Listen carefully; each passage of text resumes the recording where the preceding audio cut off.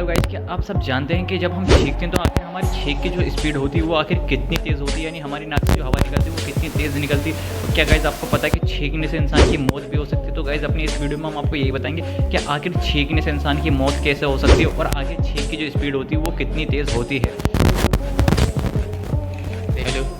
तो गाइस सबसे पहले तो हम आपको ये बताए थे कि छींक की स्पीड कितनी होती है। तो गाइस छींक की जो स्पीड होती है वो 160 किलोमीटर प्रति घंटे की होती है। तो गाइस और हम आपको ये बताए थे अगर छींकने से इंसान की मौत कैसे हो सकती है। तो गाइस जब हम छींकते हैं तो हमारे शरीर की मांसपेशियाँ खिंचती हैं, जिससे हमारी पसली टूटने का डर रहता है। जब तो हम गाइस कहते हैं कि छींकने के बाद हमें अल्हम्दुलिल्लाह कहना चाहिए, क्योंकि एक हमें नई ज़िंदगी मिल जाती है। तो गाइस अगर आपको वीडियो अच्छी लगे तो वीडियो को लाइक कर देना, चैनल कर देना सब्सक्राइब। मिलते हैं नेक्स्ट वीडियो में।